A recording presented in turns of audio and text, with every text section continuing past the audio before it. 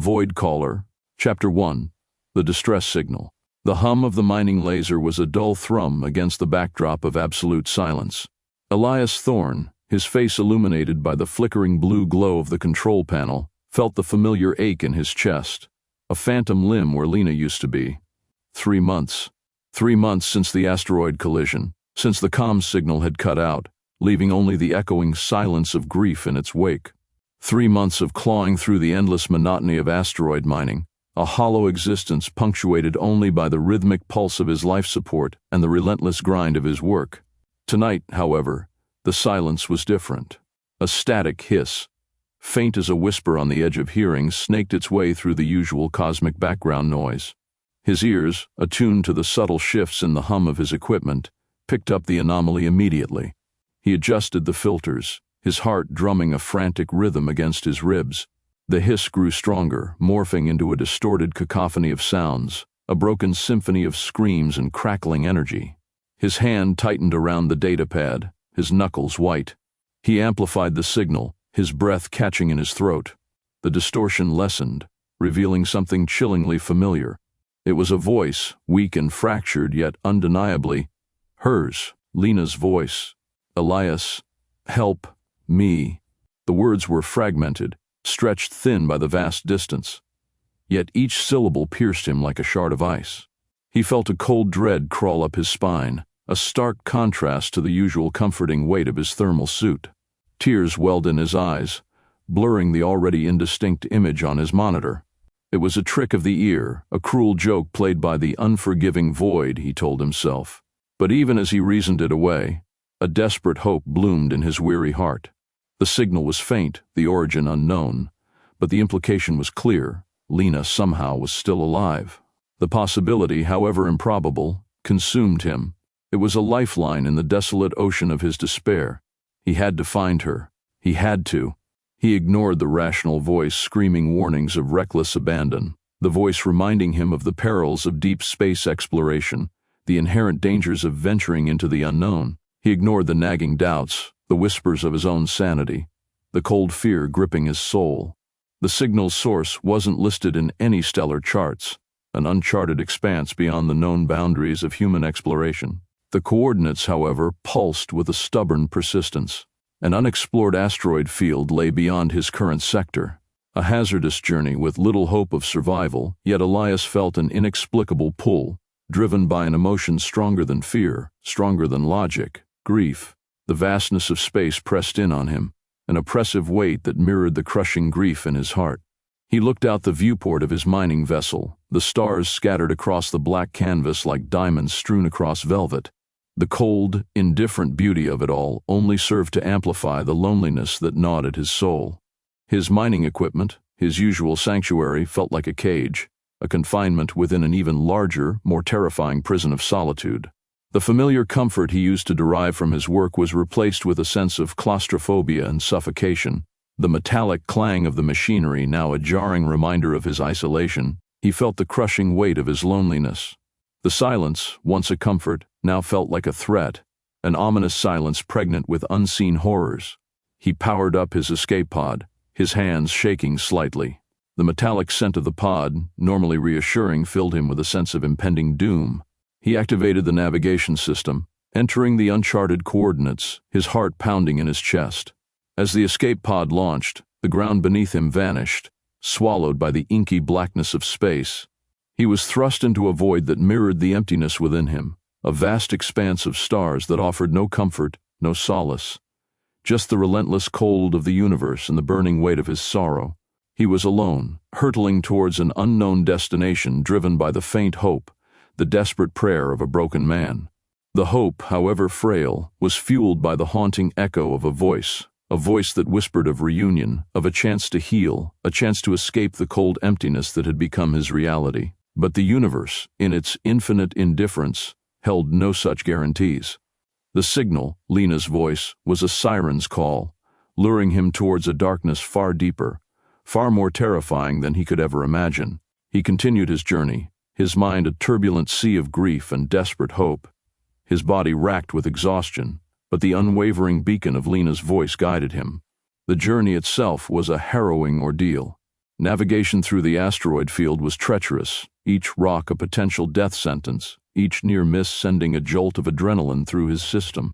The silence, punctuated only by the hum of his life support and the occasional screech of metal against rock, was a constant gnawing reminder of his isolation. He fought against the encroaching despair, clinging to the image of Lena, her smile, her voice, as a shield against the cold, uncaring universe. The distress signal grew stronger as he neared his destination, a derelict vessel drifting near an uncharted asteroid. The ship was a hulking wreck, its hull scarred and battered, its windows dark and empty. It hung motionless in space, a silent tombstone in the vast graveyard of forgotten ships. A feeling of dread, heavier than the weight of the asteroids, settled over Elias. It wasn't just the derelict vessel itself, but the sense of malevolence that emanated from it, the silent scream of a ship carrying a dark secret. He approached cautiously, his escape pod scanners picking up faint energy signatures emanating from within the derelict ship.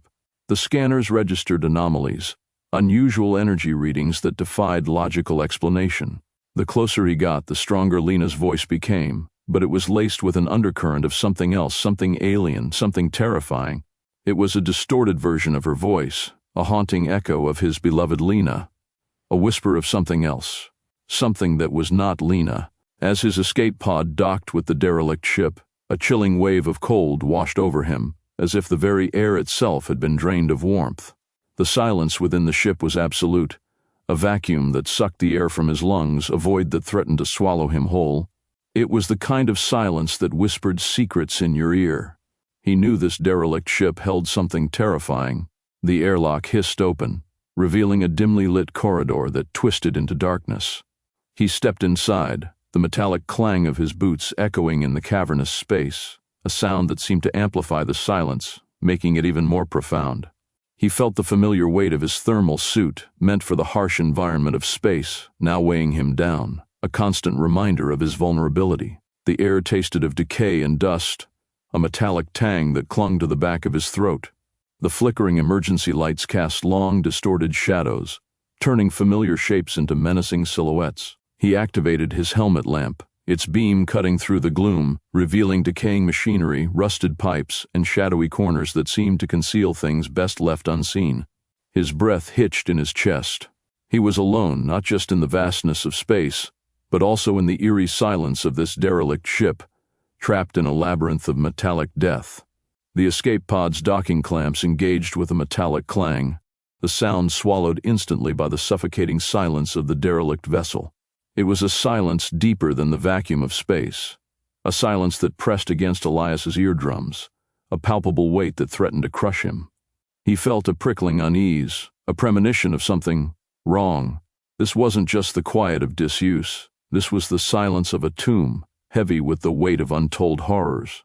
He powered down the pod's engines, the hum fading into the oppressive quiet. The airlock hissed open, a sound oddly loud in the sepulchral stillness, revealing a dimly lit corridor that stretched before him like a beckoning finger of death. The air inside was stale, tasting of rust and decay, a metallic tang that coated his tongue. The emergency lights flickered intermittently, casting grotesque shadows that danced and writhed in the periphery of his vision, twisting familiar shapes into monstrous parodies. He took his first tentative step inside, the clang of his boots on the metallic floor echoing through the vast emptiness. Each footstep was a hammer blow against the silence, a stark intrusion into the suffocating stillness. He felt the cold, clammy grip of fear tightening around his heart. His helmet lamp cast a weak, trembling beam into the darkness, revealing a scene of utter desolation. Decaying machinery littered the corridor. Rusted pipes snaked across the walls like the veins of some decaying beast, and shadowy corners hinted at horrors best left undisturbed. He moved deeper into the ship, following the faintest whisper of Lena's voice, a thread of hope in the suffocating darkness. The corridors twisted and turned, a labyrinthine maze designed to disorient and confuse. He passed decaying consoles, their screens blank and lifeless, their keys coated in a fine layer of dust. The air grew heavier, the metallic tang intensifying, mingling with a nauseating sweetness that hinted at something profoundly wrong. Then, he found them. Scattered amidst the debris, tucked away in the ship's decaying mess, were data logs. He retrieved one, its casing corroded and cracked, and inserted it into his datapad. The screen flickered to life, displaying cryptic entries written in a hurried scrawl. The logs were the desperate, fragmented ramblings of the ship's crew, their words a chilling testament to the horrors they had encountered. The entries spoke of a nameless entity, a presence that had infiltrated the ship, an insidious horror that preyed on the minds of the crew. They referred to it as the voice thief, a being that stole not just their voices but their memories, their very identities. The descriptions were fragmented, riddled with gaps and inconsistencies, suggestive of minds unraveling under an unimaginable pressure.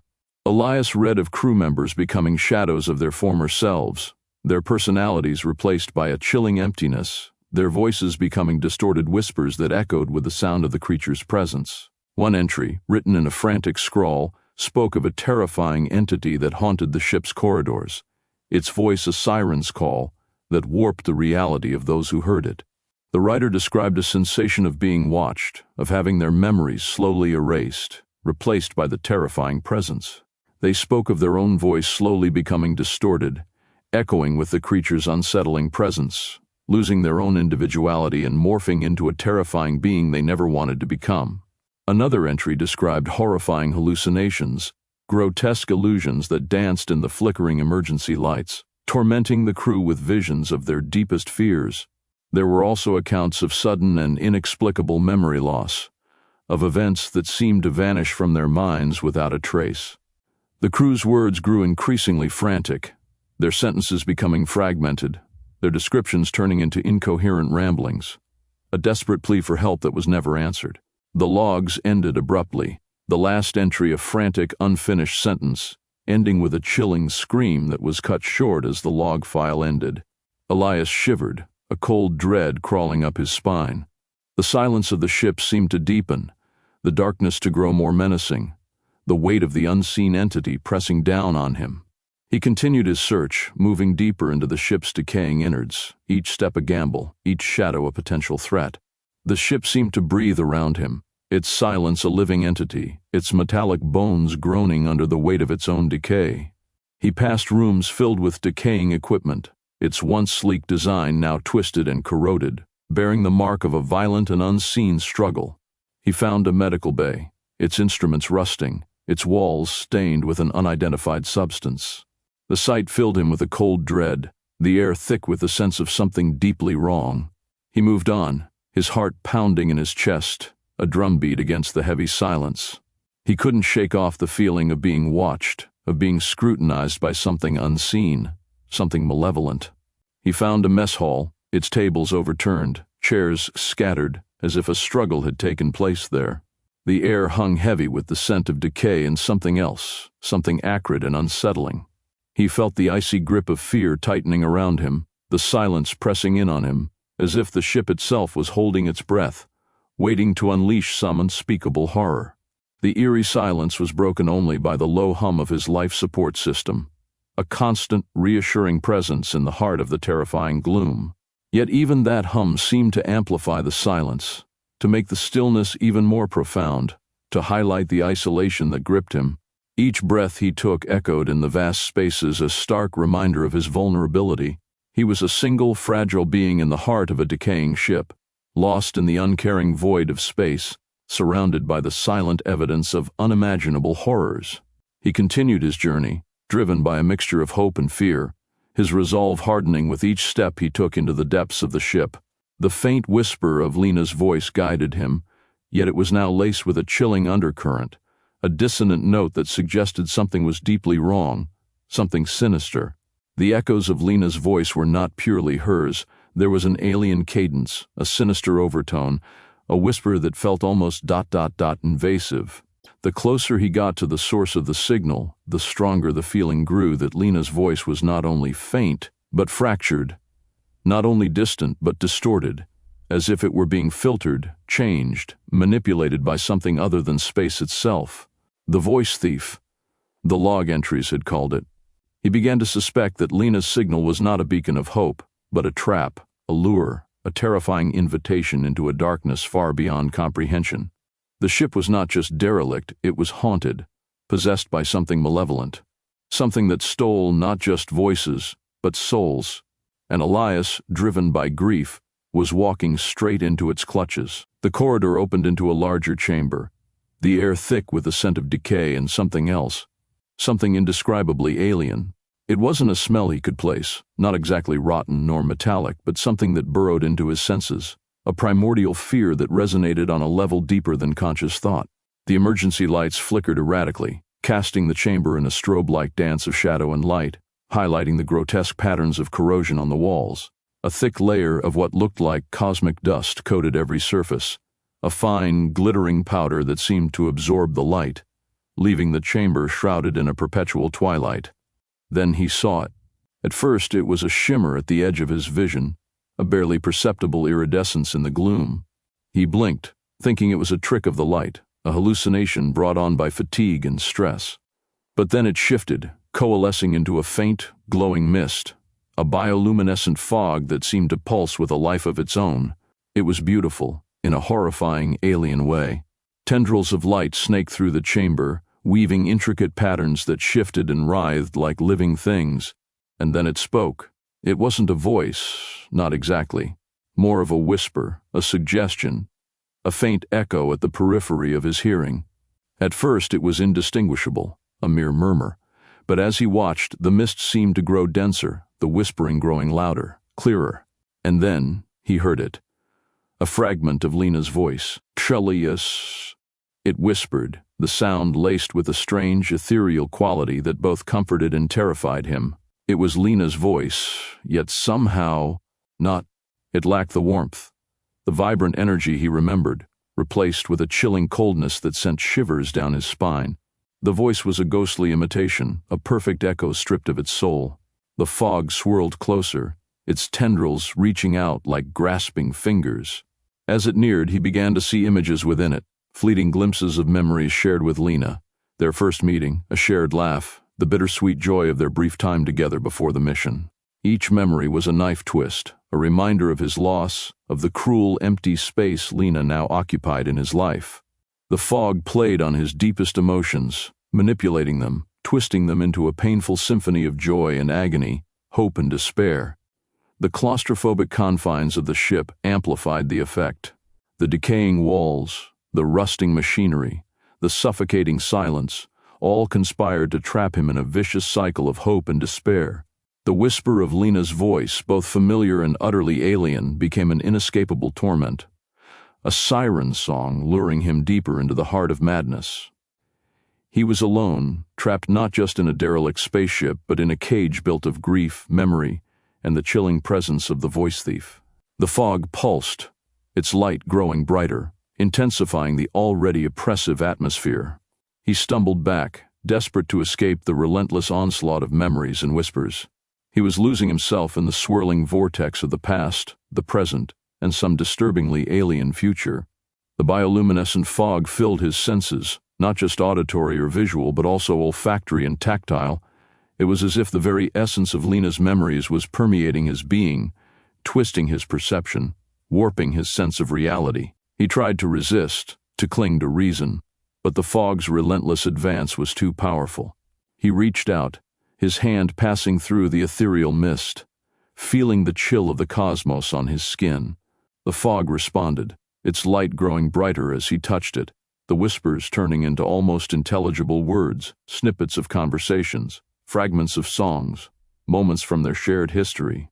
It felt as if the fog was absorbing his own memories, intertwining them with those of Lena's, creating a terrifying tapestry of shared experiences. The sheer intimacy of it, of his most cherished moments becoming intertwined with this monstrous entity, brought a wave of nausea so intense that he had to gasp for breath. As the fog surrounded him completely, its bioluminescent glow illuminating the decaying interior of the ship, he started hearing a new element within the fragmented echoes. Not just Lena's voice, but other voices. Distorted, fragmented whispers that seemed to come from all directions at once. He recognized a few, some of the crew members from the data logs, their voices now hollow and distorted, stripped of their humanity. The fog was not merely mimicking Lena's voice, it was mimicking every voice it had ever encountered, a horrifying chorus of stolen identities. The ship groaned around him, the metallic sounds of decay and distortion mingling with the whispers. The cosmic dust swirled around his feet, a subtle reminder of the vast and indifferent expanse of space that surrounded him. He was trapped, not just physically within the decaying vessel, but mentally, emotionally, spiritually. The voice thief had invaded not just the ship, but his own consciousness. His memories, his identity, his very sense of self were threatened. He found himself desperately clinging to the hope that this was a nightmare, a hallucination. The fog pulsed, and he could see his own face within it, distorted, grotesque, its features blurring and shifting. It was a reflection, yet a distorted one, the face of a man unraveling under unimaginable pressure, his sanity slowly slipping away. The fog revealed his deepest fears, his most shameful secrets, all laid bare in a horrifying spectacle of his own self-destruction. The voice thief was not just stealing voices, it was stealing souls, and Elias felt himself inching closer to the edge of the abyss. He closed his eyes, trying to block out the visions, the whispers, the horrifying intimacy of this cosmic horror. He focused on Lena, on the memory of her smile, her laughter, her warmth. But even those memories were being tainted, distorted by the pervasive presence of the voice thief. They were becoming entwined with the whispers, the distorted voices, the grotesque visions, blurring the line between reality and illusion, between memory and madness. He was losing himself, piece by piece, memory by memory, as the voice thief crept into his mind, its cold alien presence replacing everything that he held dear. The ship, once a vessel of hope, had become a tomb, a silent witness to his descent into oblivion. The eerie silence and the alien whispers, a combination that drove him to the brink of collapse. Every step towards Lena's signal had brought him closer to this horrific entity, drawing him into its realm of distortion and despair. He was no longer simply lost in space, but lost in time, lost in his own mind. The distress signal was not a plea for help. It was an invitation to madness, a cosmic horror show performed just for him. His grip on reality was weakening, his hope fading into the oppressive darkness. He was alone, surrounded by the whispers, and utterly lost. The initial euphoria, the overwhelming joy of hearing Lena's voice again, began to crack. It started subtly, a discordant note in the symphony of shared memories, a fleeting image, a slightly off-kilter detail, a word spoken with a cadence that wasn't quite hers. At first he dismissed these discrepancies as artifacts of the entity's imperfect mimicry, a glitch in the horrifying system. But the glitches became more frequent, more pronounced. The recreated memories, once pristine and vivid, started to fray at the edges, twisting into something sinister. The fog pulsed, its bioluminescent glow intensifying. He saw himself reflected within it, not as he was, but as he might have been, had he given in to despair. He saw the man he had nearly become during the months after Lena's disappearance, a man hollowed out, filled with a grief so profound it extinguished the light in his eyes. This wasn't a simple imitation, it was a premonition, a glimpse into a possible future, one where the entity had fully consumed him, leaving only a shell of his former self. He attempted to cling to rational thought, to his scientific training, to analyze the phenomenon. This was impossible, a violation of every known law of physics, biology, and sanity. Yet here it was, undeniably real, a tangible horror made of whispers and light. The entity wasn't simply mimicking Lena's voice, it was weaving her memory into a tapestry of his own deepest emotions, exploiting his vulnerabilities, turning his grief into a source of sustenance. He realized with a chilling certainty that the entity wasn't communicating, it was feeding. The fog intensified, the whispers coalescing into more coherent sentences. They were not Lena's words, not entirely. They were fragments of their conversations, twisted and manipulated, imbued with a subtle sense of malice. It was as if the entity was probing his mind, searching for the most potent emotional triggers, the deepest wounds it could exploit. He heard variations of their jokes, their intimate confessions, all stripped of their original context, twisted into subtle barbs, designed to break him. He realized the entity wasn't just feeding on his grief, it was carefully crafting it, manipulating it, refining it into a potent source of energy. He tried to fight it, to push back against the insidious influence of the fog. He focused on concrete facts, on the scientific data he'd collected, on the logical explanations for what he was witnessing. But the logic was futile. His mind, saturated with the entity's influence, struggled to maintain its integrity. The fog encroached, its cold tendrils reaching into the deepest recesses of his consciousness, turning his memories into weapons against him. The entity was a master manipulator, using his own emotions to trap him. It was a parasite, feeding on the energy of his grief and strengthening itself in the process. He felt a growing sense of unease, a creeping dread that went beyond the mere fear of death. He was losing control, not just of his emotions, but also of his very sense of self. His memories, once his most treasured possessions, were slowly being absorbed, reinterpreted, twisted into something unrecognizable. The longer he stayed, the more vivid Lena's presence became, but it was a false presence, a cruel imitation, designed to lure him further into the entity's grasp. He remembered moments he had shared with her, scenes that now felt oddly distant and cold. It was a chilling simulacrum, a perfect imitation made of nothing but raw emotion and cosmic horror.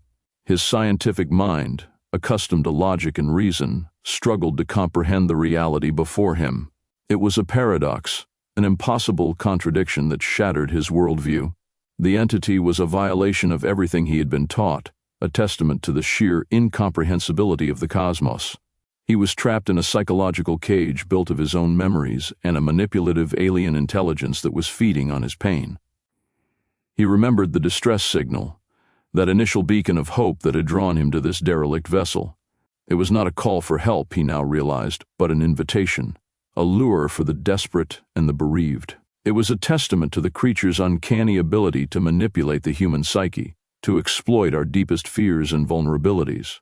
The entity wasn't merely feeding on grief, it was actively cultivating it, drawing victims in with promises of reunion, only to twist those promises into instruments of torment. The ship groaned around him, the metallic sounds mimicking the whispers in his ears. The decaying walls, the rusty machinery, they all seemed to be conspiring with the fog, amplifying the chilling symphony of his own despair. He was trapped, bound not by chains of metal, but by the invisible threads of his own grief and the insidious manipulation of the entity. He tried to remember the sound of Lena's laughter, the warmth of her touch, anything that could anchor him to reality. He struggled to recall the details of their meeting, the thrill of their first kiss, the plans they had made for the future.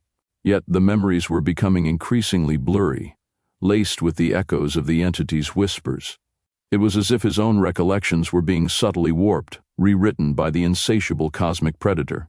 Panic seized him. He realized that he was not simply trapped in a decaying spaceship. He was being consumed, his very essence dissolving in the swirling bioluminescent fog. He wasn't just losing his memories, he was losing himself, becoming another echo, another voice absorbed into the entity's terrifying symphony. He was becoming a part of the voice thief itself. The realization sent a chill down his spine, more profound than the cold of space. He was not merely a victim, he was a source of sustenance, a conduit of emotional energy that was fueling the entity's terrifying existence. He felt himself weakening, his sense of self disintegrating. He was succumbing to the horror, slowly being absorbed into the cosmic entity, losing his sense of identity, becoming a ghost within a ghost. The ship felt less like a ship, more like a tomb, a cosmic mausoleum where souls were slowly consumed, their memories and their identities twisted into a grotesque, haunting symphony. He was not simply witnessing horror, but actively participating in it. This wasn't just a cosmic horror show, it was his own cosmic annihilation. The distress signal wasn't a cry for help, it was an invitation to oblivion. And he, Elias Vance, had accepted. The entity pulsed, growing brighter, the whispers louder, and the terrifying realization sunk deep into his soul. This wasn't a rescue, it was a sacrifice. His final memory wouldn't be of Lena's smile, it would be the cold alien glow of the voice thief consuming him piece by piece. The end was nigh, and it was beautiful, in a horrifying, alien way. The chilling realization that the distress signal was a lure, not a plea for help, solidified into icy certainty. Panic, raw and visceral, clawed at him, but the fog, the insidious bioluminescent fog, seemed to absorb even his fear, twisting it into something else, something useful. It wasn't just a visual phenomenon, it was a tangible presence, a sentient horror that pressed against his spacesuit, a cold, wet caress that promised oblivion. The suit, once a symbol of his scientific prowess, his bulwark against the vacuum of space, now felt like a suffocating shroud. Its protective layers, designed to keep him alive, were no match for the entity's insidious intrusion. He could feel the fog, not just see it. Its icy tendrils snaked through the seams of his suit, a violation as profound as the violation of his memories. The sensation was unsettlingly intimate, like being embraced by a dying star.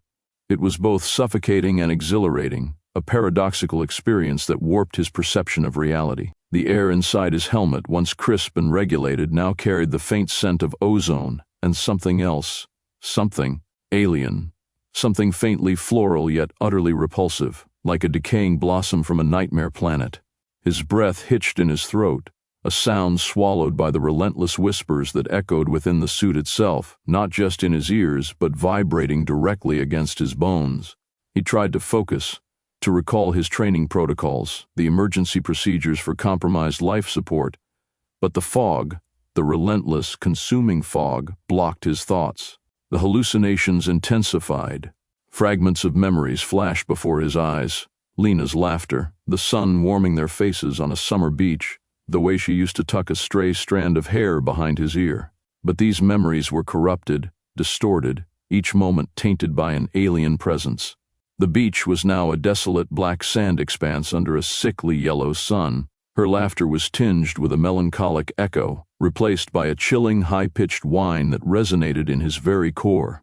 He felt a growing sense of detachment from these moments, watching them unfold as if through a distorted lens, the fog becoming the filter, the modifier. His sense of time fractured. Moments stretched and contracted, warping into an incomprehensible sequence of events. He'd look at his watch, the digital numbers flashing, and they'd seem both infinitely distant and impossibly close simultaneously. It was as if the entity was not merely infiltrating his mind, but manipulating the fabric of reality itself, creating a personalized hell within the confines of his suit. He tried to move, to activate the suit's emergency protocols, but his limbs felt heavy, leaden. The fog seemed to be weighing him down, binding him to the ship, to the entity, to his fading memories. His breath grew ragged, each intake a struggle against the insidious pressure. The cold seeped deeper, not just a physical chill, but a cold that reached into his very soul, the cold of profound existential dread. The ship itself groaned and creaked, the metallic sounds blending seamlessly with the whispers, amplifying the terror. It was no longer just a derelict vessel, it was an extension of the entity, a vast decaying coffin in which he was slowly being consumed. The metallic tang of rust and decay filled his senses, blurring the lines between the outside and inside, the real and the imagined. The boundaries were crumbling. He felt the fog inside his suit pressing closer, a suffocating embrace, its bioluminescent glow intensifying until he felt blinded by a sickly green light, a pulsating light that seemed to penetrate the very fabric of his being. He closed his eyes, hoping for respite, but the visions only grew more vivid, more horrific. He saw Lena, but she was twisted, distorted, her features elongated, her eyes hollow, her expression devoid of warmth, replaced with an unsettling, vacant stare. It was a simulacrum, a cruel parody of the woman he loved. The whispers intensified, coalescing into coherent sentences, snippets of their conversations, intimate moments twisted and perverted, turning cherished memories into weapons. The entity was a virtuoso of psychological torture, a master puppeteer controlling every string of his emotional being. It didn't just consume his grief, it refined it, shaping it into a horrific symphony of despair. He fought against it, his conscious mind struggling to hold on to fragments of reality, but the fight was futile. His thoughts were fragmented, his memories slipping away like sand through his fingers. He clung to the image of Lena's smile, attempting to hold on to the warmth of their relationship. It was a desperate act, a final stand against the encroaching oblivion. He tried to remember their first meeting, the way their fingers had brushed, the spark that had ignited between them. These memories, too, were warped, tainted by the entity's parasitic influence. He felt a creeping sense of detachment, a feeling of watching himself from a distance, as if he were an observer in his own dying moments. The fog tightened its grip. His vision swam, the edges of his reality fading into the pulsating green light. He felt a strange, paradoxical sense of peace, a grim acceptance of his fate. The horror was complete, not simply a mental invasion but a physical one. A cosmic horror taking root and claiming him as a host. He heard Lena's voice, but it wasn't Lena's voice. It was a warped, distorted imitation, a whisper in the darkness, a promise of something beautiful and terrifying simultaneously. It was the voice of the entity, speaking through his memories, through his broken heart, through the shattered remnants of his sanity. The voice thief, it called itself, and it was claiming him, piece by agonizing piece. The suit's life support systems faltered. His oxygen supply dwindled, and with it, his last vestiges of resistance. The cold, the whispers, the alien presence, it all became one, a single entity that consumed him, body and soul. The last thing he saw before the darkness claimed him wasn't Lena's face, but the pulsing green light of the voice thief, a promise of eternal oblivion, a horrific, beautiful eternity in the heart of a cosmic nightmare. His memories, his identity, his very essence, all absorbed, all consumed. The distress signal had been answered. The voice thief had its feast, and Elias Vance was gone, leaving behind only an echo in the cosmic silence. Chapter 2. Echoes of Lena. The green light pulsed, a malevolent heartbeat in the suffocating darkness. Days bled into each other, or perhaps they were moments stretched impossibly long, each one an eternity of torment. Time itself became a fluid, unreliable entity, mirroring the chaotic state of Elias's mind. He was adrift in a sea of delusion, tossed about on waves of manufactured memories and agonizing loss. The fog, that insidious sentient horror, had become his constant companion, his jailer, his tormentor. Lena was everywhere. Or rather, a version of Lena was everywhere. He saw her in the flickering reflections of the ship's corroded metal, her image distorted and fractured like a shattered mirror. He heard her laughter, a melodic yet chilling sound that echoed through the derelict vessel, weaving itself into the whispers of the fog. He felt her touch, a spectral caress that sent shivers down his spine, a touch that was simultaneously familiar and utterly alien. But it wasn't real. He knew it, on some deep, buried level, yet the knowledge offered no solace. Each encounter, each fleeting moment of apparent intimacy felt subtly wrong. The warmth was absent, replaced by a chilling emptiness, a hollow echo of the love he once shared. Her eyes, when he managed to truly focus on them, held not the light of affection but a vacant stare, the lifeless gaze of a puppet whose strings were pulled by something far beyond human comprehension. The entity, the voice thief, was a masterful illusionist, crafting a perfect replica of his lost love, using her as a weapon to break him. The ship, too, mirrored his crumbling psyche. Rust spread like a malignant cancer, consuming the metal, eroding the structure, mirroring the decay within him. The once immaculate vessel was now a wreck, a grotesque parody of its former glory, a testament to the relentless onslaught of time and the even more relentless onslaught of the fog. The groaning and creaking of the ship's decaying frame seemed to synchronize with the rhythm of his own fractured heartbeat, each creak and groan an echo of his despair. He tried to fight it. He tried to cling to the fragments of reality that still flickered within him, to the genuine memories of Lena, to the warmth of their past. He'd grasp at these fleeting moments like a drowning man clutching at straws, desperate to pull himself from the depths of his despair. But the fog was relentless, a suffocating blanket that smothered his efforts, wrapping him in a cocoon of manufactured reality. He attempted to perform diagnostics on his suit, to analyze the composition of the fog, to find some weakness, some chink in its armor. But his mind, clouded by the entity's insidious influence, struggled to process information, to perform even the most basic tasks. His fingers fumbled with the control panels, the movements jerky and uncertain, his thoughts fragmented and disjointed. The controls themselves seemed to shift and change, defying logic and reason, a physical manifestation of the fog's influence. The hallucinations intensified.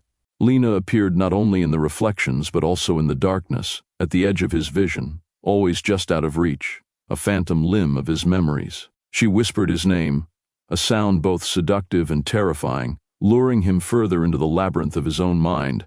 Sometimes she would smile, a heartbreaking smile that was both familiar and alien, a distortion of a genuine emotion, a cruel mimicry of a cherished memory. His sense of self disintegrated. He began to question his own sanity, his own identity. Was he Elias Vance, the brilliant astrophysicist, or was he merely a vessel, a puppet controlled by the voice thief? The line between himself and the entity blurred, became intangible, a spectral membrane that threatened to dissolve at any moment. He experienced moments of clarity, fleeting glimpses of the real world, of the reality he had left behind. But these moments were brief, quickly overtaken by the flood of manufactured memories, the whispers, the insidious presence of the fog. These moments of clarity felt like a cruel joke, a reminder of what he had lost, of the life he could no longer reclaim.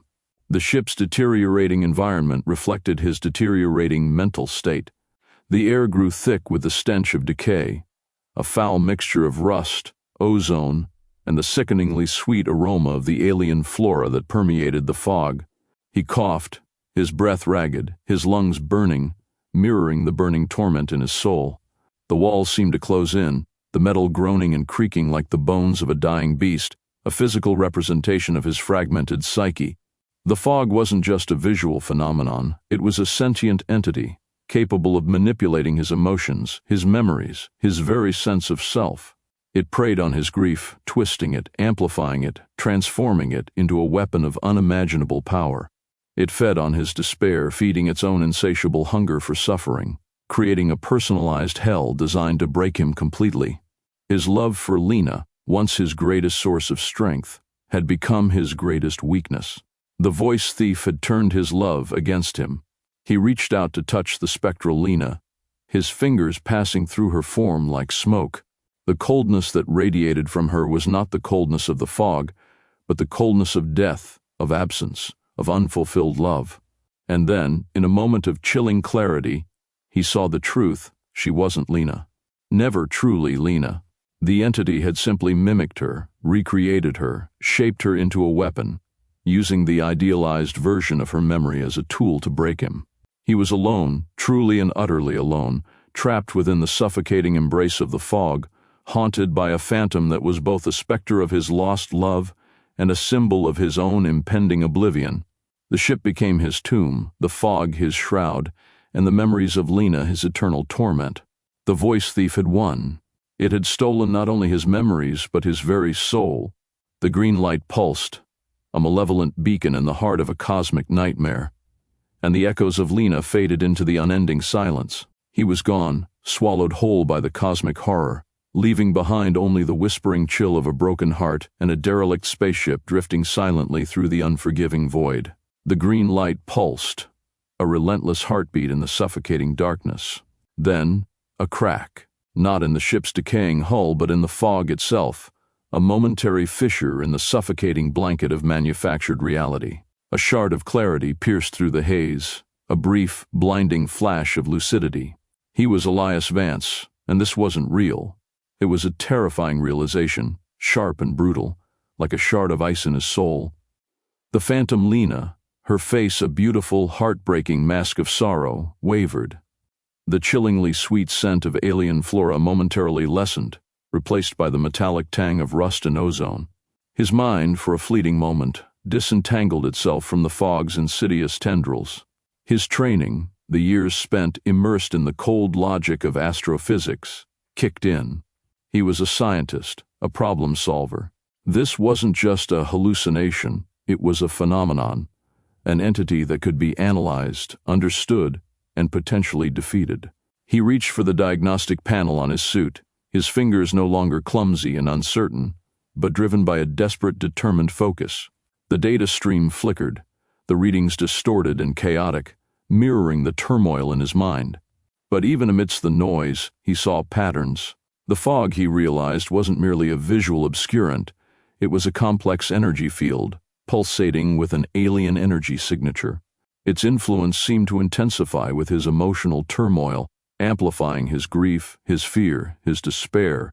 It was parasitic, feeding on his negative emotions, growing stronger with every tear, every moment of self-doubt. The realization was both terrifying and empowering. If the entity fed on his negative emotions, then the key to survival lay in controlling those emotions, in resisting its manipulative hold. It was a fight not just against an alien entity, but against himself, against the corrosive power of his grief. He clung to fragments of genuine memories, to the vibrant, tangible reality of his life with Lena before the mission. He recalled her laughter, the warmth of her hand in his, the shared dreams they once held. These memories, sharp and clear, were weapons against the fog's insidious illusions. He focused on them, replaying them in his mind like precious recordings, shielding himself against the onslaught of manufactured memories, a bulwark against the encroaching darkness.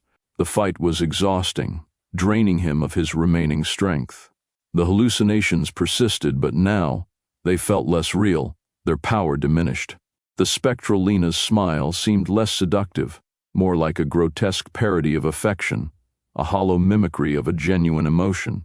He began to see the puppet strings, the invisible threads that connected her to the entity, the mechanism by which she was controlled. He tried to trace the source of the fog's energy, to locate its origin within the ship. His scientific intuition told him it must have an anchor point, a node of some kind.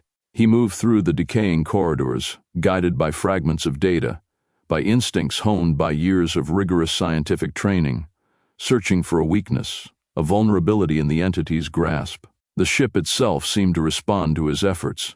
The groaning and creaking lessened, the overwhelming stench of decay slightly diminished. It was as if the decaying vessel, sensing his renewed resolve, momentarily cooperated with him.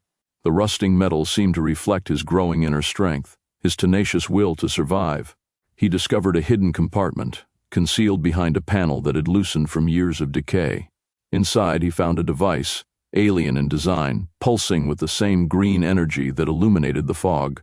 This, he realized, was the source, the heart of the entity's influence. It was small, easily overlooked, but it pulsed with an immense power, a power that had twisted and manipulated his very existence. With shaking hands, he activated his suit's neutralizing field, a technology designed for neutralizing hazardous energy signatures. He focused the field on the alien device, pouring all his remaining energy, all his hope, into the process. The air crackled, the green light pulsed more frantically, fighting against the neutralizing energy. The spectral Lena screamed, a sound both terrifying and strangely liberating, as the fog began to recede. The fight was far from over. The fog resisted, its tendrils thrashing like a dying beast, its influence still clinging to him. The manufactured memories still flickered, threatening to overwhelm him, but their power was waning. He fought against them, against the entity's insidious attempts to break him, fueled by a newfound determination, a resilience born out of his grief, a strength forged in the crucible of his despair. His memories of Lena, once his greatest weakness, became his greatest weapon. The genuine memories, unsullied by the entity's distortions, shone brightly, pushing back against the darkness. He saw her not as a phantom, but as a vibrant woman he had loved, a woman he would never forget, but whose memory would never be truly tarnished by this nightmare. Slowly, agonizingly slowly, the fog began to dissipate. The ship's decaying frame creaked less, the stench lessened, and the suffocating darkness began to yield to a tentative, fragile light.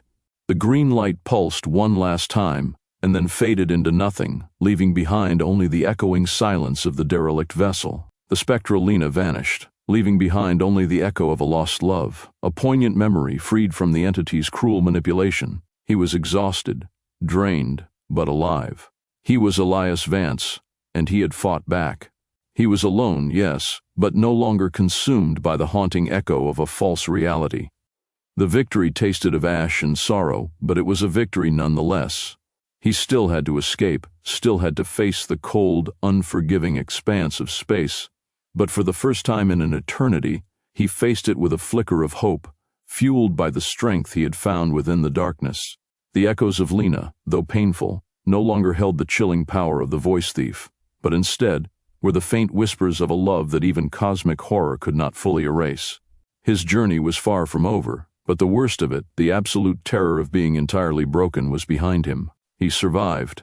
He fought back, and in that, he found a new measure of strength that allowed him to glimpse a future where the memories of Lena, while forever tinged with sadness, were his own once more. The silence that followed the fading of the green light was deafening, a vacuum filled only with the rasping of his own breath and the groan of the derelict ship. He stood there, amidst the slowly dissipating fog, a fragile island of sanity in a sea of cosmic horror. But even in victory, a chilling realization dawned upon him, a realization far more terrifying than the spectral Lena or the pulsating green light. He wasn't alone, not truly. The fog, as it retreated, revealed not only the decaying metal of the ship, but also echoes, whispers, faint at first, then growing stronger, weaving themselves into the silence. They were voices, fractured and distorted, yet undeniably human. Voices filled with despair, with grief, with the chilling weight of unbearable loss. They were the voices of others, trapped, consumed, like him. He moved slowly, his steps hesitant, as if afraid to disturb the spectral chorus surrounding him. The voices seemed to emanate from the very fabric of the ship, woven into the rusting metal, the decaying machinery, the dust-laden air. Each whisper, each fragmented cry, was a testament to a life consumed by the entity, a soul broken on the wheel of cosmic despair. One voice, clearer than the others, stood out above the spectral cacophony. It was a woman's voice, laced with a heartbreaking blend of hope and resignation. He could almost make out the words, fragments of a prayer, a desperate plea for salvation that echoed across the empty corridors. He realized with a shudder that this wasn't just a temporary affliction. This wasn't just about him. This derelict ship was a mausoleum of shattered lives, each voice a ghostly monument to the entity's cruel game. The entity hadn't just been feeding on his grief, it had been systematically dismantling his sense of self, replacing his memories with carefully crafted illusions to amplify his despair. The fog wasn't simply a visual barrier, it was a psychic prison, a labyrinth of false memories designed to break him, to destroy his very identity. He realized with a sickening lurch that the spectral Lena wasn't an isolated event.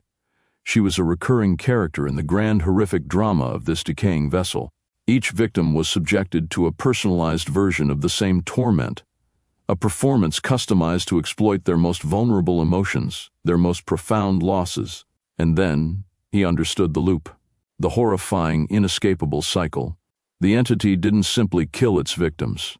It trapped them in a perpetual present, a nightmarish loop of grief where their most painful memories were endlessly replayed, distorted, amplified, and woven into a tapestry of unending despair. The past, the present, and the future, all collapsed into a single horrifying now. Each sunrise in this cosmic prison was identical to the last, an endless repetition of pain, a macabre Groundhog Day where only the details of the torment shifted. But the essence remained eternally the same. The entity's power wasn't in its ability to create illusions, but in its mastery of the human psyche.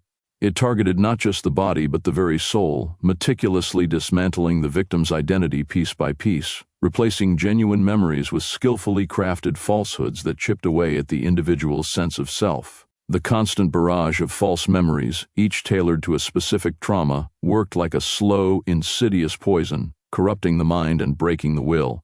It was a form of psychological warfare on an unimaginable scale. He listened to the chorus of voices, each a testament to the entity's insidious efficiency.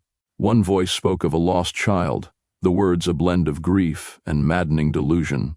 Another spoke of a betrayed love, the voice twisting and contorting, hinting at a reality far more twisted than the original tragedy. A third, a man's voice, was filled with a chilling sense of self-loathing, fueled by manipulated memories that painted him as a villain, a destroyer of worlds, a perpetrator of horrors he had never committed. The longer he listened, the clearer the pattern became. The entity wasn't merely feeding on their negative emotions, it was using their memories against them. It was erasing their identity, obliterating their sense of self, replacing it with a carefully crafted persona designed to maximize the victim's suffering. It was a form of psychological annihilation, a slow, agonizing death of the spirit. The false memories weren't simply hallucinations, they were a systematic erasure of their very being, a complete rewriting of their past, present, and future. The chilling realization hit him like a physical blow. The fog wasn't just a means of disorientation, it was a prison of the mind, a meticulously crafted reality designed to trap its victims in an endless cycle of despair, feeding on their pain and breaking them until only a husk remained. This wasn't just a survival situation, this was a fight for his very identity, a struggle to reclaim his soul from the clutches of a cosmic horror that knew the human psyche better than he knew himself. And the worst part? He began to feel the subtle intrusion of false memories encroaching again, even after his initial struggle against the entity. The echoes of the other victims' voices were beginning to intertwine with his own, threatening to corrupt his genuine memories, to weave him into the terrible tapestry of the ship's doomed inhabitants. His fight wasn't over, far from it. He had escaped the immediate grasp of the entity, but he was still trapped in this spectral prison, the echoes of Lena's ghost mingling with the agonized whispers of those who had come before, their tortured souls a constant reminder of the entity's horrific power and his own precarious position. The loop of grief wasn't just a shared experience. It was a contagion of the soul, slowly eating away at his sanity, threatening to break him as completely as it had broken those who had gone before him. His fight was not for survival, not merely for escape, but for his very self, a battle for his soul against the insidious power of cosmic horror that preyed upon the deepest wellsprings of human emotion. He had vanquished one nightmare, only to find himself trapped within another, a more terrifying, more insidious horror. The fight for survival was now a fight for his very identity, a battle to ensure he would not become one more voice in the haunting chorus of the damned. The whispers continued, a maddening symphony of despair echoing through the rusting corridors.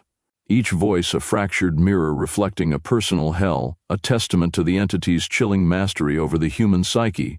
But amidst the cacophony, a flicker of clarity ignited in Elias's mind.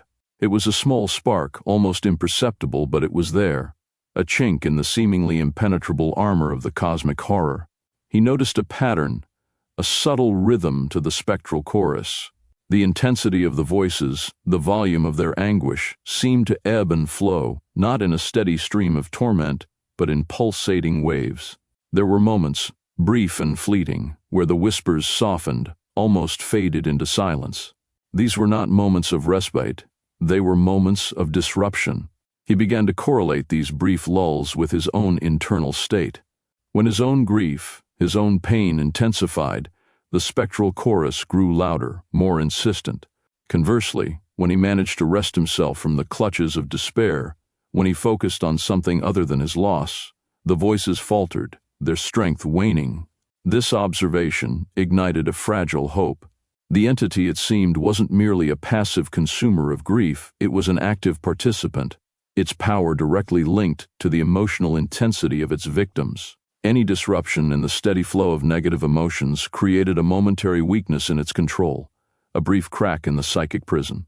He tested this theory, forcing himself to think of something else, something unrelated to his grief. He tried to recall a childhood memory, a sunny afternoon spent playing in the park, the laughter of his friends echoing in his mind. The effect was subtle, almost undetectable, but it was undeniable. As he focused on the happy memory, the chorus of voices dimmed slightly, the oppressive weight of despair lifting ever so slightly. It was like a small ripple in a vast, dark ocean, but it was a ripple nonetheless. He realized that the entity, for all its cosmic power, was fundamentally limited. It understood emotions, it thrived on them, it manipulated them with terrifying skill, but it seemed to lack something else, something far more fundamental: logic, reason, and perhaps even the concept of objective reality. Its power was predicated on the human capacity for subjective experience, for the emotional turmoil that allowed it to thrive. Elias realized he needed to disrupt this emotional feed, to create fluctuations, inconsistencies in the otherwise steady stream of grief that fueled the entity's power. He needed to introduce a counterpoint to the entity's symphony of despair, a discordant note in its carefully orchestrated performance of human misery. The challenge was immense. His mind was under constant assault, his memories constantly being rewritten, his emotions manipulated. But the small victory, the fleeting silence induced by a happy memory, gave him a new strategy. He began a mental exercise, a constant push and pull between the memory of his loss and the memories of his past joy, a conscious effort to maintain a delicate balance between despair and hope, between grief and happiness. He found that his ability to control his emotional state was directly related to the intensity of the spectral chorus. When he allowed himself to be completely consumed by sorrow, the voices swelled, threatening to drown him in their misery. But when he focused on positive memories, however faint and fleeting they might be, the voices would momentarily falter, giving him brief periods of respite, brief moments of clarity within the oppressive psychic prison. It was a precarious balance, a constant struggle. One moment he was wrestling with the ghosts of his past, the next, he was battling the insidious whispers of the entity's manipulation. The entity was powerful, almost certainly vastly more intelligent in terms of pure intellect, but it was also limited, its power bound by its dependency on emotional input. This became his new battleground, a war waged within the confines of his own mind. He had to fight against the entity's insidious manipulation, but he also had to fight against his own inherent vulnerability to grief, against the natural human tendency to succumb to despair. He had to remain rational, logical, a beacon of sanity in a sea of cosmic horror. This was no longer simply a fight for survival. This was a fight for his very identity, a struggle to reclaim his soul, to preserve his sanity in the face of an enemy that sought to erase him, to obliterate his very being. The process was grueling. The entity countered his attempts at emotional control with increasingly sophisticated manipulations. False memories of his failures, exaggerated depictions of his regrets, distorted versions of his deepest fears, all were used to amplify his despair and undermine his will. The spectral Lena appeared more frequently, her ghostly image flickering at the edges of his vision, her voice whispering insidious promises of oblivion. But Elias persevered. He discovered that the entity's manipulations, while powerful, were not infallible. Its grasp on reality, or at least his perception of reality, was tenuous, reliant on his emotional state. The more he focused on logic, on objective reality, on the sheer absurdity of the entity's attempts to rewrite his past, the less effective its manipulations became. He began to see patterns in the entity's attacks. It seemed to be particularly susceptible to disruptions in its emotional feed. A sudden surge of joy, a sudden flash of anger, even a fleeting moment of defiance, all seemed to disrupt its control, creating momentary gaps in its psychic prison. He started using this knowledge to his advantage. He would intentionally provoke himself, pushing himself to the brink of emotional extremes, creating a chaotic emotional storm to break the entity's concentration. It was a risky strategy. Pushing his emotional state to such extremes weakened him, making him more vulnerable to the entity's manipulations. But the risk was worth it. By creating this emotional turbulence, he was able to chip away at the entity's control, creating brief fissures in its hold on his mind. He learned to use his grief as a weapon, not to succumb to it but to weaponize it, channeling the intense emotion into a focused, rational response. He learned to identify the entity's manipulations, to separate genuine memories from the carefully crafted illusions. He learned to use logic and reason as a shield, a fortress against the onslaught of false memories and manipulated emotions. The struggle was far from over, but Elias had found a foothold in the battle against the cosmic horror. He had discovered that the entity, for all its power, was not invincible. It was vulnerable, susceptible to disruption, and, most importantly, it could be outsmarted. The fight for his soul, for his identity, continued, but now, instead of despair, he was armed with hope, with the knowledge that even in the face of cosmic horror, the human spirit, when armed with reason and resilience, could find a way to fight back. The echoes of Lena and the other victims continued to haunt him, but now they were joined by the whispers of his own defiance, a growing chorus of resistance against the crushing weight of cosmic despair. The game was far from over, but for the first time Elias felt a glimmer of hope, a genuine belief that he might, just might, escape the endless loop of grief and reclaim his lost self from the clutches of the cosmic horror. The fleeting silence, that brief respite from the cacophony of despair, became Elias's lifeline. It was a fragile thing, easily shattered by a surge of grief, a sudden wave of self-pity, but it was there, a testament to the possibility of resistance. He clung to it, nurturing it like a fragile seedling in a barren wasteland. The whispers of Lena, once a constant, agonizing presence, now felt different. They were still there, still attempting to manipulate him, to pull him back into the abyss of his grief, but their power felt diminished, Their insidious tendrils weakened. He started experimenting. He deliberately recalled joyous memories, a summer spent sailing with his father, the warmth of his grandmother's hug, the thrill of scoring the winning goal in a childhood soccer match. Each positive memory, however fleeting, ignited a small rebellion within the oppressive psychic landscape. The voices would falter, the images would blur, the weight of despair would lift, if only for a few precious seconds. But the entity fought back. It countered his positive memories with intensified visions of Lena's death, twisting the details, exaggerating the horror, driving him to the precipice of despair. It presented him with visions of his own failures, his regrets magnified 1,000-fold, his fears twisted into grotesque parodies of reality. The entity's manipulation was a carefully orchestrated symphony of pain designed to shatter his newfound resilience. He realized he couldn't simply focus on happy memories. That was a passive strategy. He needed a more active, more aggressive approach. He needed to disrupt the entity's control, to introduce chaos into its carefully constructed reality. He began to actively manipulate his own emotional state, swinging wildly between joy and sorrow, between rage and acceptance. He'd force himself to recall the horrific details of Lena's death, feeling the raw agony, letting the tears flow, then abruptly shift his focus to a cherished memory, forcing a smile, conjuring the warmth of sunlight on his skin. The effect was startling. The entity seemed disoriented, its manipulation becoming clumsy, its whispers less coherent. The constant assault on his senses became less effective, its control wavering, its grip loosening. He was forcing it to react, to adapt, to expend energy in a chaotic struggle to maintain its hold on his mind. He wasn't just resisting, he was fighting back. This wasn't a fight for survival, it was a fight for his sanity, a desperate struggle to reclaim his identity from the clutches of the cosmic horror. He was a soldier in a war fought within the confines of his own mind, battling not flesh and blood, but the insidious whispers of a cosmic entity that fed on grief and despair. The more he understood the entity's weaknesses, the more effectively he could weaponize his own emotional turmoil.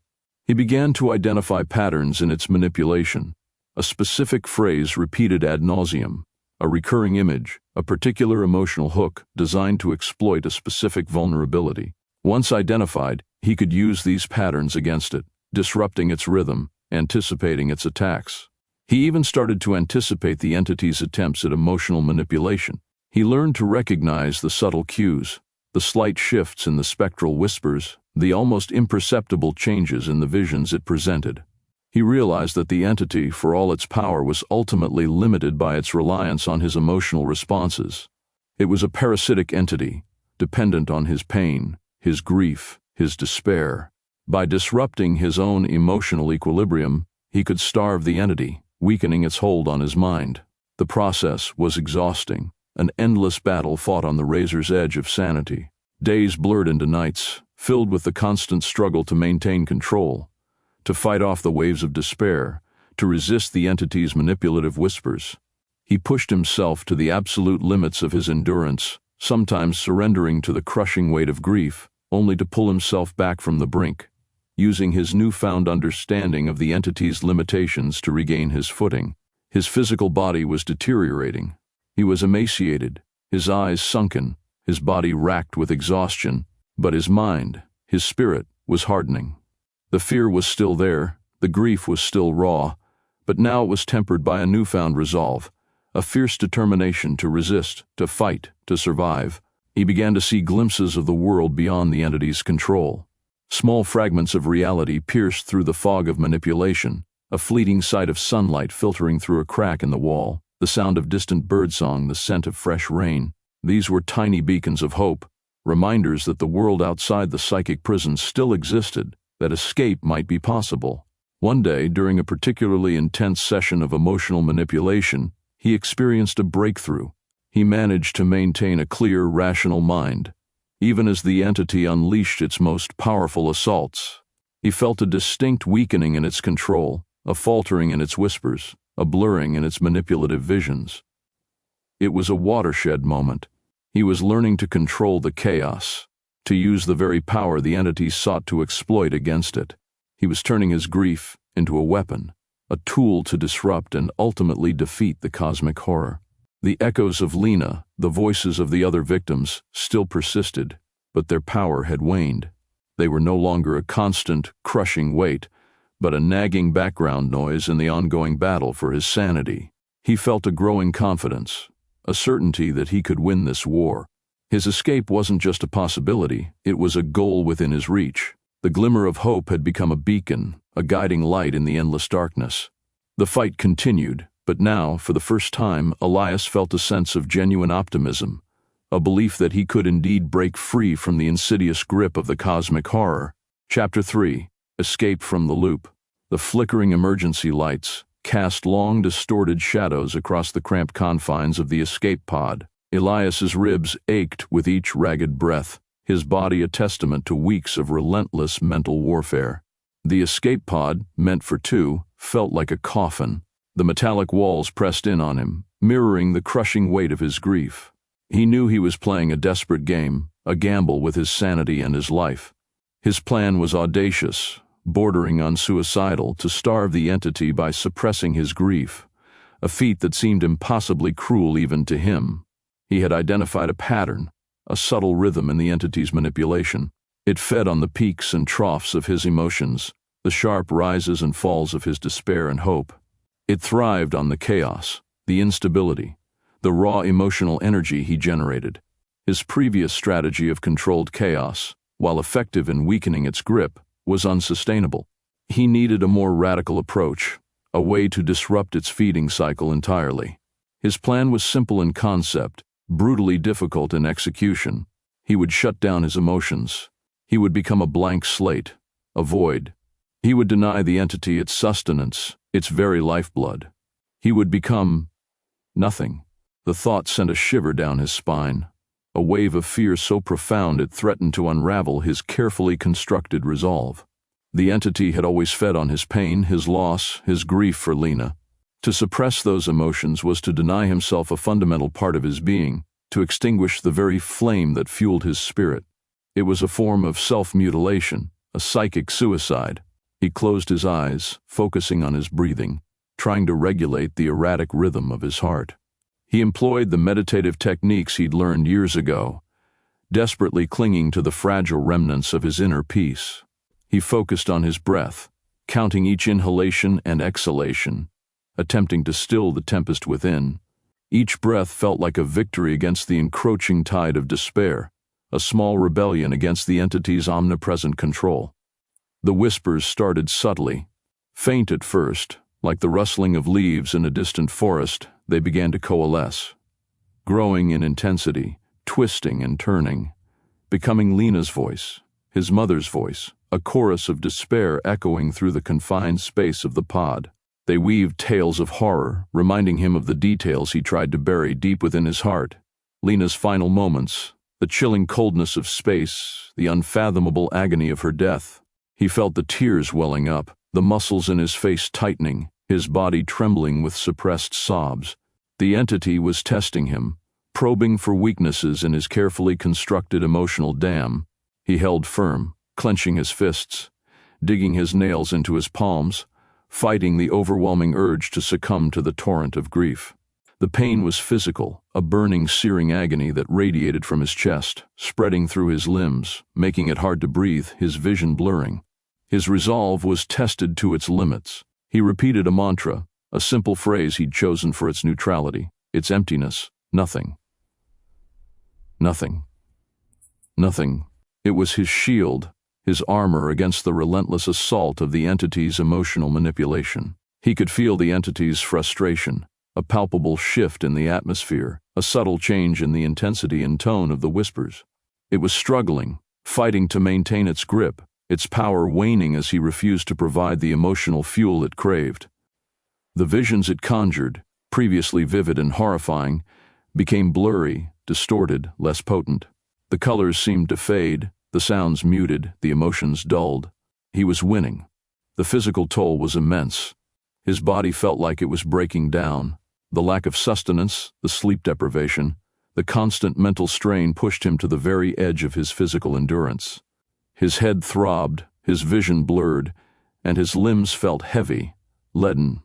But his mind, his spirit, remained resolute. He pressed on, continuing his mantra, refusing to yield. Hours bled into each other, the boundaries of time dissolving into a hazy, almost dreamlike state. The entity's attacks became more sporadic, weaker, less focused.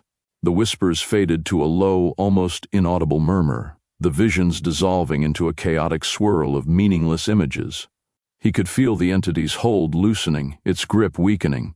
Finally, after what felt like an eternity, a profound silence fell.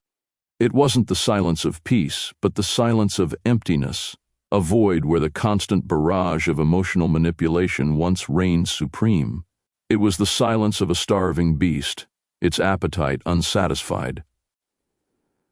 Elias opened his eyes. The emergency lights flickered, casting a feeble light on the cramped escape pod. He felt weak, drained, empty. His body was racked with pain, his mind exhausted. But there was a strange sense of calm, an eerie stillness in the aftermath of the battle. He had won. He had starved the entity. He had survived. The escape sequence initiated itself, a soft hum vibrating through the metal shell of the pod. He felt a surge of relief, a wave of exhaustion washing over him. As the escape pod propelled itself away from the derelict vessel, the only sound was the soft whirring of its engines, a quiet counterpoint to the immense silence within his own mind. He had escaped the loop, but at a tremendous cost. He had survived, but at the price of a significant piece of himself. The victory felt hollow, his soul echoing with the emptiness he had deliberately cultivated. The fight was over, but the true cost of his survival was yet to be determined. The silence, once a respite, now pressed down on him, a weighty blanket of his hard-won solitude. The escape pod's rhythmic hum was a stark contrast to the tempest raging within him. Elias's body screamed in protest, a symphony of aches and pains, a testament to the brutal self-imposed ordeal he'd endured. He'd starved the entity, yes, but at what cost? The silence that had once been a victory now felt like a suffocating shroud, a tangible representation of the emotional void he had created. He allowed himself to finally relax, the tension slowly ebbing from his rigid muscles. His gaze drifted to the viewport, the swirling nebulae outside a chaotic mirror of the turmoil he'd just survived. The stars, once comforting beacons, now felt distant and cold, reflecting the chilling emptiness within him. He felt detached, an observer of his own suffering, a ghost watching his own life unfold from a distance. His mind, however, refused to rest. The entity's grip had loosened, its whispers silenced, but the memories remained. He had forced himself to remember Lena, not as the vibrant, loving woman he'd cherished, but as the broken, lifeless body he'd found in the cold vacuum of space. He saw again the finality of it, the irrevocable end, the chilling reality of her death, the harsh, stark truth he had previously shielded himself from. He replayed the scene in his mind, focusing on the details, the chilling reality of it all. The way her helmet had cracked, the silent stillness of her lifeless form, the icy grip of the void. He didn't shy away from the pain, didn't flinch from the brutal honesty of it. He embraced it. He held on to it. He allowed himself to feel the raw, visceral agony of loss, but he controlled it, channeled it, using it as a weapon against the lingering tendrils of the entity's influence. The decaying ship, a mausoleum of lost dreams and shattered hopes, became a reflection of his own internal landscape. Rusting metal, flickering lights, the groaning of stressed beams. It was a symphony of decay, mirroring the wreckage of his own soul. Each creak and groan echoed the painful cracking of his own composure, a constant reminder of the fragility of his sanity. He examined the damage in minute detail, his mind moving from the physical decay to the internal breakdown, the parallel paths of disintegration. He traced his finger along the condensation on the viewport, watching the droplets coalesce and run, mimicking the relentless flow of his own tears. Tears he had refused to shed during his ordeal. The act of remembering, the conscious and brutal recollection of the truth, hadn't brought relief.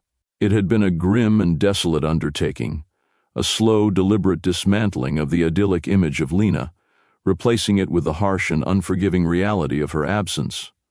The silence in the pod was a palpable presence, a heavy cloak woven from the threads of his suppressed emotions. It wasn't the peaceful quiet of resolution, but the unsettling stillness of a battlefield after the battle. He felt hollowed out, drained, a shell of his former self, his spirit a barren wasteland. The victory was Pyrrhic, a testament to his resilience, but a haunting monument to the sacrifices he'd made. He had confronted his grief, wrestled it to the ground, subdued it, but he hadn't conquered it. It still lived within him, a dormant volcano threatening to erupt at any moment. He had merely learned to control it, to channel its raw power, to use it as a tool rather than letting it be his master. The entity's influence was gone, but the scars remained, etched deep into the fabric of his being. The escape pod continued its trajectory, hurtling through the inky blackness of space, a tiny speck of defiance against the vast indifference of the cosmos.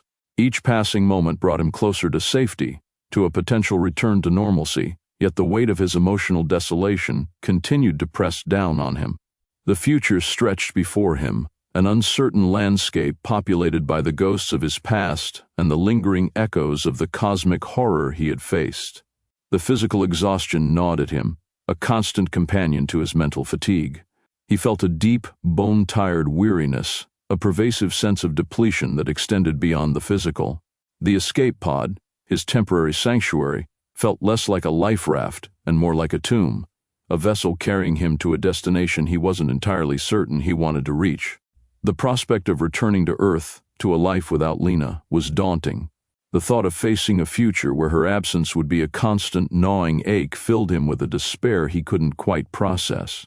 The absence of her wasn't merely a sorrow, it was a physical void, a missing piece of him that could never be replaced. He closed his eyes, attempting to conjure up the memory of Lena's laughter, her gentle touch, but all he could see was the cold, unyielding darkness of space.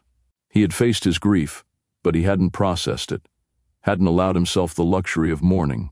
He had fought for survival, sacrificing his emotional well-being in a desperate bid to escape the entity's clutches. The silence he'd achieved was a fragile truce, not a lasting peace. The victory was his, but the price was far too steep. The ship's automated systems hummed quietly around him, a mechanical heartbeat in the vast stillness of space. He felt the ship shift slightly as it made a course correction. The small adjustments a physical manifestation of the countless minute adjustments he'd made in his emotional state during the ordeal. The escape, he realized, was merely the first step in a long and arduous journey. A journey toward healing, a journey toward confronting not only the loss of Lena, but also the loss of himself. The escape pod was equipped with basic life support systems, barely enough to sustain a single person, let alone maintain a human's physical and emotional stability. The bland nutrient paste provided felt like dust in his mouth, the recycled air stale and lifeless. The solitude was absolute, punctuated only by the whirring of the engine and his own ragged breathing. He knew that once he reached a rescue vessel, the intensive medical and psychological care awaited. Yet, he feared it that the process of healing might reopen wounds that he had just barely managed to cauterize. The memories of the entity's insidious manipulation, once a source of terror, now seemed to linger like shadows. He remembered the fragmented visions, the twisted echoes of voices, the palpable sense of dread that had once possessed him. He was free, yet he was also acutely aware of his own vulnerability. The entity was gone, but the potential for such cosmic terrors to exist still preyed on his mind. He had escaped the loop, but he hadn't escaped the fear of the vast, unknowable universe, the fear of what might lurk beyond the veil of human understanding. He knew he needed help, that his mind and body couldn't bear this burden alone. He knew that he was only now beginning the real process of healing, of piecing himself back together. The survival was a momentous accomplishment, but it was only the beginning of a much longer and more difficult fight. He had stared into the abyss and escaped, but the abyss had left its mark, an indelible stain on his soul. The silence, the emptiness, was not a resolution, but a challenge, an invitation to face the most profound and terrifying part of his journey, the long, slow process of rebuilding his life, his soul, his self, from the ruins of his past. The escape had been hard won, but the real battle, the fight for his own sanity and emotional recovery, had only just begun. The escape pod's internal chronometer ticked, each second a tiny hammer blow against the fragile walls of his sanity. He wasn't merely escaping the entity, he was escaping himself, fleeing the fractured landscape of his own mind. The initial relief, the exhilarating sense of freedom, was quickly fading, replaced by a bone-deep exhaustion that threatened to overwhelm him. The silence, once a symbol of victory, now felt like a suffocating pressure, a vacuum pressing against his eardrums, mirroring the emptiness gnawing at his soul. His scientific mind, usually a bastion of order and logic, was now a chaotic battlefield. He replayed the events of the last few hours, dissecting his actions, analyzing the intricate dance of manipulation and counter-manipulation. The entity, he now understood, wasn't merely a parasitic being, it was a sophisticated predator exploiting the very vulnerabilities of his human nature, his grief, his loneliness, his love for Lena. It had fed on his despair, using his emotional energy as fuel to maintain its hold. The key, he realized, had been in understanding its dependence. It thrived on negativity, on the chaos of his emotions. But what if he could disrupt that flow? What if he could force it to consume something else, something that wasn't his despair? The idea had been a desperate gamble, a last-ditch effort born out of pure desperation, but it had worked. He recalled the painstaking process of recalibrating the ship's energy conduits, the frantic adjustments to the quantum entanglement matrix. He had essentially created a feedback loop, a perverse echo chamber that forced the entity to feed on itself. It had been a delicate operation, a tightrope walk between success and utter annihilation. He had redirected the flow of his emotional energy, creating a vortex that absorbed the entity's parasitic energy, pulling it back into itself. The result was a terrifying implosion of dark energy, a chaotic burst that threatened to rip the ship apart. The fog, once a sentient shroud, had recoiled, its ethereal form twisting and contorting in agony as it devoured its own essence. The effect had been visceral, a sickening wave of nausea, accompanied by a disorienting distortion of space and time. He'd felt the entity's desperate struggle, a raw, primal scream echoing in the deepest recesses of his mind, before its power finally fractured and dissipated, leaving behind a chilling silence. The immediate aftermath was a void, a sensory deprivation chamber of utter silence and darkness. It felt as though the very fabric of reality had been torn, leaving behind a raw, gaping hole where the entity once existed. The ship's systems, battered but operational, began their slow mechanical reboot. The rhythmic hum of the life support systems was a stark counterpoint to the echoing silence in his own mind. The escape had been brutally swift, a sudden rupture in the oppressive weight of the entity's control, yet the lingering after-effects were far more insidious. The emotional drain was profound, leaving him feeling hollowed out, a husk of his former self. He was free, but the victory felt bittersweet, tainted by the sheer terror he had just endured. He had severed the connection, but the scars remained, deep fissures in his psyche. He touched the cold metal of the escape pod's wall, the smooth surface a stark contrast to the rough, jagged edges of his emotional landscape. The experience had changed him, leaving an indelible mark on his soul. He felt a profound sense of isolation, a chilling detachment from the world around him. The stars outside, once a source of wonder and fascination, now seemed to mock his vulnerability. Their cold, indifferent light reflected the chilling emptiness within him. He looked at his reflection in the viewport. His eyes, hollow and dark, reflected the swirling nebulae, creating an eerie parallel between the chaotic expanse of space and the turbulent landscape of his own mind. He saw the physical toll, the gaunt face, the sunken eyes, the stark lines etched around his mouth. He was a survivor, yes, but at a terrible cost. He had escaped the loop, but he had also lost a significant part of himself. His scientific mind, however, remained stubbornly intact, a beacon of logic and order in the storm-ravaged landscape of his emotions. He began meticulously documenting the events, recording his observations, his theories, his hypotheses. The detailed log was not just a record of his ordeal, but a mechanism of self-preservation. It was a structured framework he could cling to, a lifeline in the sea of his turbulent emotions. The ship's computer, having finally recovered, provided a readout of the energy fluctuations that had accompanied his break from the entity's control. The data was staggering, a testament to the sheer force of energy that had been unleashed. The readings hinted at something far larger, far more terrifying than he had previously imagined. The entity, he now understood, had been just a small, relatively insignificant part of something much greater. The fear, once focused and concentrated on the immediate threat, was now a pervasive, diffuse sense of dread. He wasn't just scared of the entity, he was terrified of the vast, unknowable universe, the infinite possibilities of cosmic horror. The escape pod, his tiny sanctuary, was suddenly a fragile vessel in a boundless sea of terrifying unknowns. He felt an overwhelming sense of vulnerability, the realization that human understanding was limited, and that the cosmos held infinite mysteries that were beyond his comprehension. He reached for the nutrient paste, the bland, tasteless substance, a pale imitation of food. He ate slowly, mechanically, each bite a reminder of his physical exhaustion. His body ached, his mind was weary, his spirit was broken. Yet, amidst the despair, a flicker of resilience remained. A stubborn ember of hope, fueled by the sheer will to survive, refused to be extinguished. The escape had been a physical and emotional marathon, and he had only just crossed the finish line. The journey back, he knew, would be arduous. He would need help, professional help. The physical and psychological scars demanded attention. But he also knew that the knowledge he had gained, the horrifying truths he had witnessed, would forever alter his perception of the universe and his place within it. He was no longer the same man who had entered the doomed vessel. The ordeal had stripped him bare, leaving him exposed and vulnerable. Yet, in the raw, exposed essence of his being, he found a new strength, a newfound resolve. He had looked into the abyss, and it had nearly swallowed him whole. But he had survived. He had escaped the loop, and he would face whatever the future held, armed with the knowledge of his ordeal and the chilling certainty of the vastness of cosmic horror. The escape was merely the first step. The real journey, the journey of healing and rebuilding, had only just begun.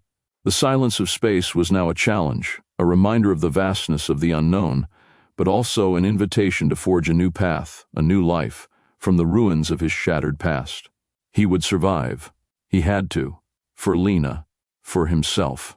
For the future, however uncertain it might be. The escape pod shuddered, a metallic groan accompanying the erratic bursts from the damaged propulsion system. Elias gripped the worn armrest, his knuckles white against the cold metal. Outside, the nebula swirled, a chaotic ballet of light and shadow that mirrored the turmoil within him. He was free, or so he thought. The derelict vessel, once a prison of unimaginable horror, shrunk in the distance, a malevolent specter fading into the cosmic canvas. But freedom, he realized with a chilling certainty, came at a price far steeper than he could have ever imagined. The physical toll was evident. Every muscle ached, a dull throb that resonated with the deeper, more insidious pain that clawed at his psyche. The escape had been a desperate, brutal act, a fight for survival waged on multiple fronts, against the entity, against his own fractured mind, against the relentless tide of grief that threatened to drown him. He felt hollowed out, emptied of everything but a relentless exhaustion and a lingering dread that clung to him like a shroud. The nutrient paste he forced down tasted like ash in his mouth, a meager sustenance for a body ravaged by trauma and a soul scarred by cosmic horror. His eyes, once bright and full of life, were now sunken, dark pools reflecting the star-strewn abyss outside. He looked at his hands, noticing the tremors that ran through them, a physical manifestation of the psychological damage he'd sustained. They were the hands of a man who had stared into the abyss and survived, but not without bearing the scars of his encounter. He saw the faint lines etched around his mouth, permanent creases marking the depth of his despair, mirroring the deep fissures that had opened in his very soul. The silence of the escape pod, once a welcome respite from the entity's insidious whispers, now amplified his loneliness. It was a profound isolation, a chasm of emptiness that separated him from the world, from humanity, from any sense of belonging. The stars, once a source of wonder and inspiration, now felt like cold, distant judges, their indifferent light a stark reminder of his vulnerability in the vast, uncaring expanse of the universe. He was adrift, a lone voyager on a sea of cosmic horror, his tiny vessel a fragile raft against an endless ocean of terrifying unknowns. The memory of Lena's voice, distorted and echoing, continued to haunt him. He had escaped the loop, but not the ghosts of his past. Her image flickered in his mind's eye, a painful reminder of the love he had lost, the life he had been forced to abandon. The entity had preyed on his grief, using it as a weapon to ensnare him, to break him. He had escaped its physical clutches, but the emotional scars ran deeper, more pervasive than any physical wound. The escape hadn't brought closure, it had only amplified his loss, compounding his despair. The escape pod's rudimentary diagnostic systems provided a chilling confirmation of his fears. His vitals were erratic, his heart rate fluctuating wildly, his sleep patterns disrupted, his body struggling to recover from the physical and emotional trauma. The readings hinted at something beyond simple exhaustion. There was a subtle dissonance in his neurological functions, a subtle glitch in his system that suggested a lingering influence from the entity, a parasitic tendril clinging stubbornly to his subconscious. He wondered if he would ever truly escape its grasp, if the horrors he'd witnessed would ever truly fade. The entity's method of control, he realized, had been far more insidious than he'd initially believed. It hadn't simply been a parasitic being feeding off his energy. It had manipulated his emotions, his memories, his very sense of self. It had twisted his grief into a weapon, using his own despair to bind him to the loop.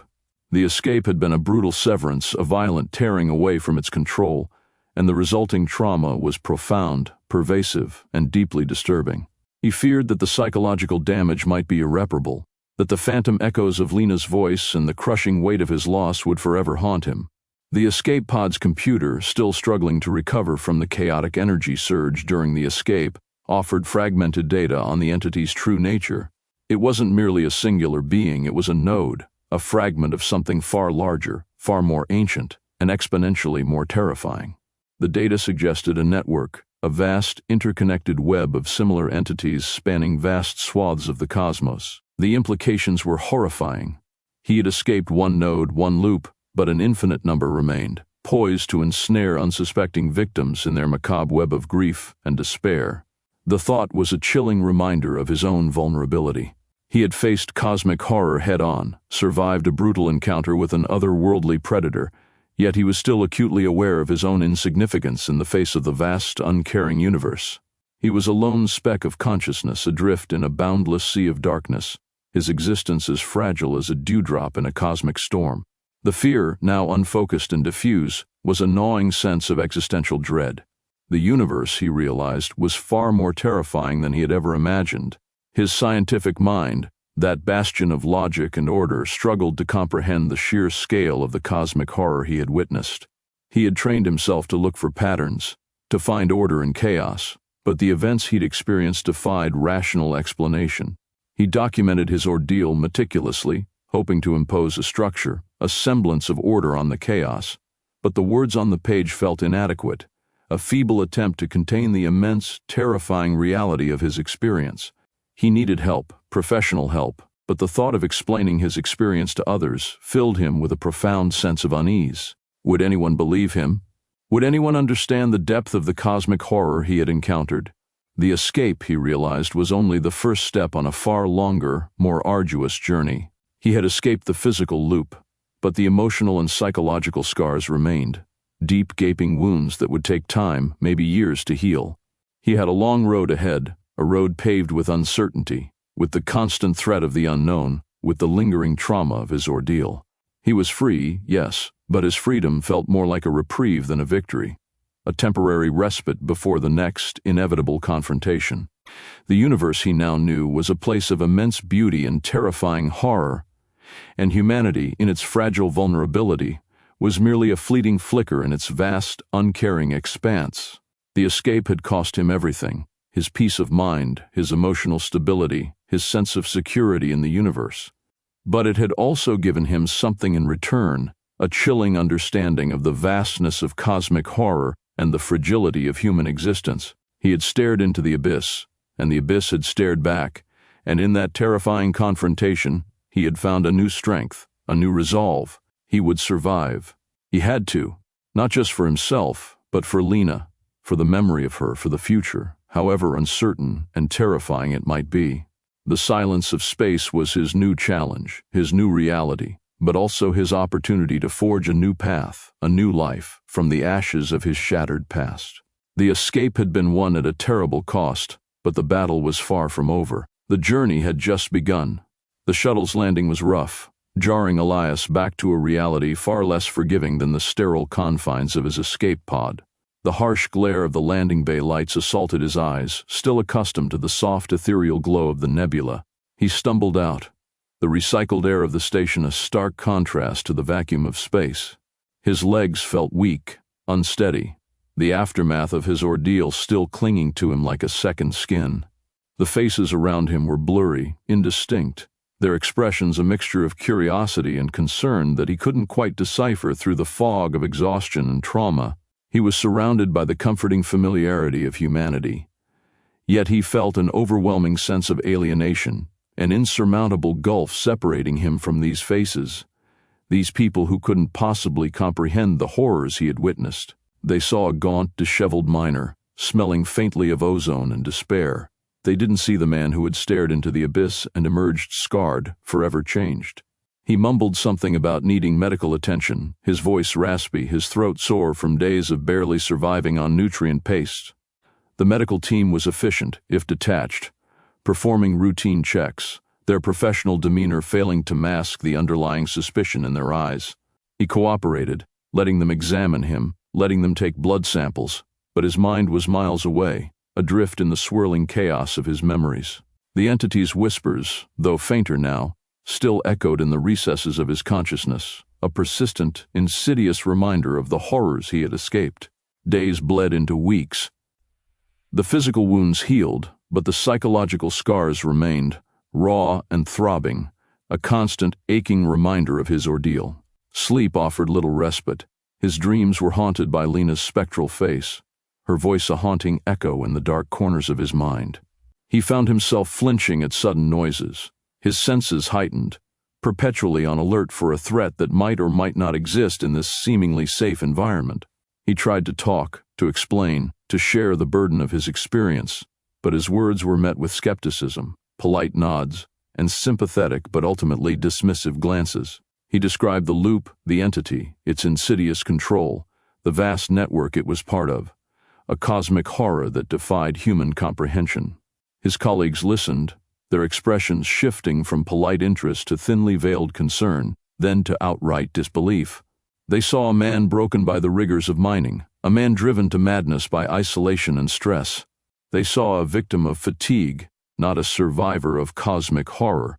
The official report downplayed his account, categorizing his experience as a severe case of psychological trauma, brought on by prolonged isolation and sensory deprivation. His detailed logbook, filled with meticulous observations and scientific data, was dismissed as the ramblings of a delusional man. The chilling truth of his discovery, a network of entities feeding on human emotion spanning the vastness of space, was lost in the bureaucratic labyrinth of corporate indifference and scientific skepticism. This dismissal fueled a chilling new fear within him. It wasn't just the cosmic horror itself that haunted him, it was the knowledge that humanity was utterly unprepared, utterly oblivious to the terrifying threats that lurked beyond the reach of their understanding. He had been dismissed, silenced, his warnings ignored. The cosmic entity had won a small victory, its tendrils extending through the cracks of disbelief, ensuring the continued vulnerability of humanity. The silence of the official report gnawed at him, a chilling testament to humanity's self-imposed blindness.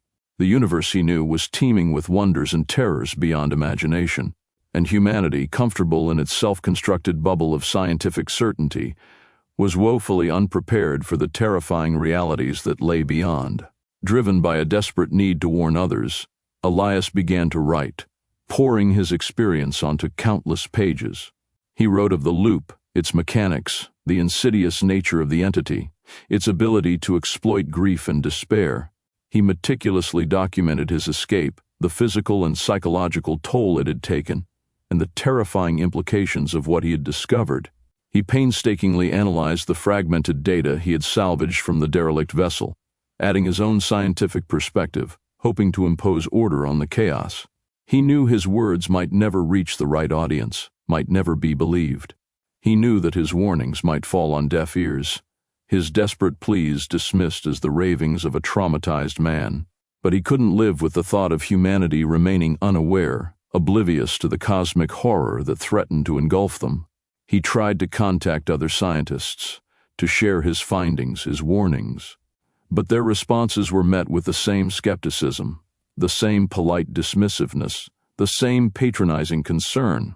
They saw a man clinging to a delusional narrative, a man unable to let go of a horrific experience. His pleas were muted by their rationalization, a stark illustration of the limits of scientific understanding and the human penchant for ignoring the inconvenient truths that clash with their established worldviews. His final act was a desperate broadcast, a radio transmission sent out into the vast expanse of space, a final cry into the void. He poured out his story, his warnings, his fears, into the ethereal silence of the cosmos, hoping, against all odds, that someone, somewhere, might hear his desperate plea and heed his chilling warning. He poured everything into this final attempt, his exhaustion, his despair, his lingering grief, his unshakable conviction that the universe held dangers far more terrible than humankind could comprehend. The broadcast faded into the cosmic background noise, a silent scream lost in the immensity of space. He sat there, in the quiet of his room, the silence amplifying his own sense of isolation and despair. He had escaped the loop, but he remained trapped in a different kind of confinement, the confinement of disbelief, the isolation of knowing a truth that no one else would believe. His warning, if it ever reached anyone, would serve as a chilling testament to the fragility of the human psyche in the face of the truly terrifying unknown. It was a reminder that the universe held terrors far beyond human understanding, terrors that preyed on our deepest fears and most vulnerable emotions. Elias, the man who stared into the abyss, stood alone, his desperate warning echoing unheard into the uncaring expanse of the cosmos, a stark and haunting reminder of humanity's own insignificance in the face of cosmic horror. His story, a chilling tale of cosmic dread and psychological devastation, served as a testament to the human capacity for both incredible resilience and heartbreaking vulnerability. The universe remained, a vast, uncaring expanse, where the whispers of cosmic horror could forever lurk unseen and unheard.